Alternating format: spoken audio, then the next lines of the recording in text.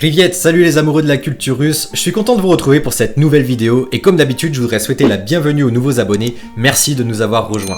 Aujourd'hui je vous retrouve avec un sujet que je trouve super intéressant, les contes et légendes slaves, et plus particulièrement la légende de Vassilissa la très belle, en russe Vassilissa Prekrasnaya, et de l'infâme sorcière Baba Yaga. C'est un des contes les plus connus, si ce n'est pas le conte le plus connu en Russie, c'est parti. Jeux vidéo. Baba Yaga, c'est pas un personnage dont on entend beaucoup parler en Occident, mais il a fait une apparition très remarquée dans un DLC de Tomb Raider, The Rise of the Tomb Raider, qui se déroule en Sibérie. Le nom du DLC, c'est tout simplement Baba Yaga. Si vous voulez le faire, allez-y, moi j'ai adoré, donc je le recommande. Attention, c'est un DLC, donc tout le jeu n'est pas autour du mythe de Baba Yaga, c'est juste une quête.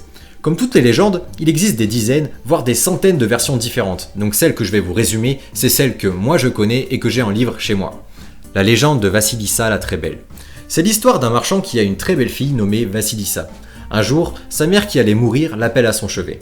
Elle lui donne une poupée et sa bénédiction maternelle. Elle dit à Vassilissa : « Si tu es dans la peine, si quelque mal t'advient, offre à manger à ta poupée et demande-lui conseil. Elle t'aidera dans ton malheur. » Puis la femme embrassa sa fille et elle mourut. Le papa de Vassilissa fait son deuil, puis quelque temps après, il cherche une nouvelle épouse pour s'occuper de sa fille et de sa maison. Il trouve donc une femme, plus très jeune, qui a déjà 2 filles du même âge que la sienne. Après tout, il se dit que c'est une bonne ménagère et que c'est une mère de famille avisée. Mais cette femme et ses filles sont jalouses de la beauté de Vassilissa. Elle lui donnait une tonne de travail pour qu'elle se fatigue et que le vent et le soleil la fassent noircir. Mais étrangement, on avait l'impression que plus on lui donnait du travail, plus Vassilissa semblait belle et en bonne santé. Et ça rendait folle sa belle-mère et ses demi-sœurs. Je fais un petit aparté pour vous faire remarquer la ressemblance avec le conte de Cendrillon, elle aussi maltraitée par sa belle-mère et ses demi-sœurs. Je suppose que cette ressemblance est due à la transmission orale des histoires entre les peuples, chacun l'adaptant à sa propre culture. Ce qu'elle ne savait pas, c'est que chaque soir, Vassilissa gardait les meilleurs morceaux de son repas pour les donner à sa poupée. Elle lui disait « Petite poupée, mange à ta faim, écoute mes peines chagrins ». Et la poupée écoutait et lui donnait ses conseils. Au petit matin, c'était même la poupée qui faisait toutes les besognes. Elle puisait l'eau, arrosait les choux, coupait du bois, etc., etc. Pendant que Vassilissa se reposait allongée au milieu des fleurs. Dans les bois, près de chez eux, vivait une vieille sorcière, Baba Yaga, connue pour manger les gens qui s'approchaient trop près de sa maison. Souvent, sa marâtre envoyait Vassilissa dans les bois pour chercher ceci ou cela, dans l'espoir que Baba Yaga la tue. Mais heureusement, sa poupée lui indiquait toujours le chemin pour éviter de s'approcher trop près de la maison de la sorcière. Plus Vassilissa grandissait, plus elle devenait belle et plus sa belle-mère la haïssait. Un jour, le marchand dut partir en voyage pour longtemps. L'automne arrivait, et chaque soir, la mère donnait du travail aux 3 filles pour occuper les longues soirées. L'une faisait de la dentelle, l'autre tricotait, et Vassilissa filait le lin. Une fois les tâches distribuées, la marâtre partit se coucher, ne laissant qu'une chandelle allumée pour les travailleuses. L'une des filles fit semblant de vouloir moucher la chandelle. Pour ceux qui comme moi ne connaissent pas l'expression, ça veut dire couper la partie consumée de la mèche qui empêche la bougie de bien éclairer. Et soi-disant par accident, elle l'aurait éteint. Donc toutes les 3 se retrouvent dans le noir complet pour faire de la dentelle, tricoter et filer du lin. Pas très pratique. Et là, il y en a une qui s'exclame : « Quel malheur ! Oh là là, comment on va faire ? Il faudrait que l'une d'entre nous aille demander du feu à Baba Yaga. Mais qui va y aller ?» Celle qui faisait de la dentelle répond : « Pas moi, avec mes épingles, j'y vois clair. » Et celle qui fait le tricot répond : « Moi, avec les aiguilles, j'y vois bien. » Et toutes les 2, elles poussent Vassilissa hors de la pièce. Vassilissa court dans sa chambre voir sa poupée. Elle lui donne à manger et lui explique la situation en pleurant. La poupée lui répond : « T'inquiète, je gère, mets-moi dans la poche et direction Baba Yaga. » Vassilissa et la poupée sont donc dans la forêt. Pendant le trajet, elle croise un chevalier blanc sur un cheval blanc, harnaché de blanc. Aussitôt, le ciel devint plus clair. Puis c'est un cavalier rouge sur un cheval rouge, harnaché de rouge, qui croise son chemin. Aussitôt, le soleil se leva. Ce n'est qu'au soir tombant que Vassilissa n'atteignit la demeure de Baba Yaga. Sa maison était faite d'ossements et de crânes. Le portail était fait en tibia humain. Des bras et des mains servaient de poignées de porte. À ce moment-là, arriva un cavalier habillé de noir, sur un cheval noir, harnaché de noir. Aussitôt la nuit tomba, et les crânes qui ornaient la maison s'allumèrent.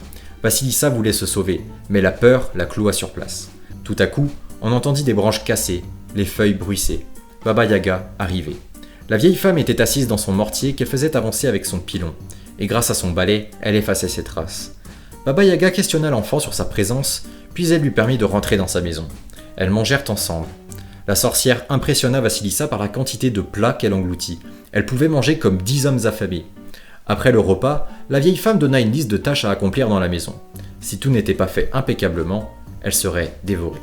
Évidemment, le lendemain, c'est la poupée qui se tape tout le boulot, et quand la sorcière revient, elle ne trouve rien à redire. Du coup, elle donne encore plus de choses à faire à Vassilissa pour le lendemain. Et rebolote, la sorcière s'en va, et le soir quand elle revient, tout est nickel chrome. Pendant le repas, la sorcière teste la curiosité de la jeune fille. Elle lui donne l'autorisation de poser des questions. Vassilissa demande alors qui sont ces cavaliers qu'elle avait vus dans la forêt. Baba Yaga répond que ce sont son aube, son soleil ardent et sa nuit sombre. Vassilissa aimerait parler de toutes les choses magiques qu'elle voit dans la maison de la sorcière, mais elle se tait. Baba Yaga la félicite, car elle pose des questions uniquement sur l'extérieur, mais pas sur ce qu'elle voit à l'intérieur de la cabane de la sorcière. Vassilissa a su résister à la tentation de sa curiosité. Ce n'est pas sans rappeler la légende de Hansel et Gretel. Leur belle-mère avait décidé de les abandonner dans la forêt, mais ils n'auraient jamais eu à affronter la terrible sorcière s'ils avaient résisté à la tentation de manger sa maison au pain d'épices. Il y a aussi une ressemblance dans le fait que les deux sorcières sont toutes les deux cannibales. Baba Yaga respecte donc sa parole et elle ne dévore pas Vassilissa. Elle lui donne même le feu qu'elle était venue chercher. Dans ma version du conte, le feu prend la forme d'un crâne aux yeux brillants planté sur un bâton. Quand elle rentre chez elle, Vassilissa s'attend à ce que ses demi-sœurs et sa belle-mère aient retrouvé du feu depuis longtemps. Mais la maison est plongée dans le noir. La marâtre explique à Vassilissa que depuis son départ, aucun feu ne prend. Les bougies prises chez les voisins s'éteignent toutes mystérieusement en arrivant. Elles sont si contentes que Vassilissa ne soit pas morte dans leur piège et reviennent avec du feu. Mais tout à coup, le crâne fixe la marâtre et les deux mauvaises sœurs et les consume. Elles ont beau essayer de se cacher, elles brûlent lentement et finissent en cendres avant l'aube. Vassilissa se retrouve donc seule. Elle se rend à la ville où elle trouve refuge chez une vieille femme en attendant que son père revienne. Pour s'occuper, elle file le lin et tisse la toile la plus fine qu'on ait jamais vue. La vieille femme est tellement impressionnée qu'elle court offrir ce tissu au tsar. Malheureusement, ce tissu est tellement fin qu'aucun tailleur de la cour n'est capable d'en faire des chemises.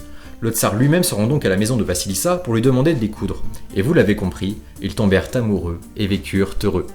Voilà les amis, c'est déjà la fin de cette vidéo. N'oubliez pas de vous abonner, je fais une vidéo par semaine sur la Russie, donc abonnez-vous, ça prend un clic. En attendant la semaine prochaine, je vous dis paka, salut!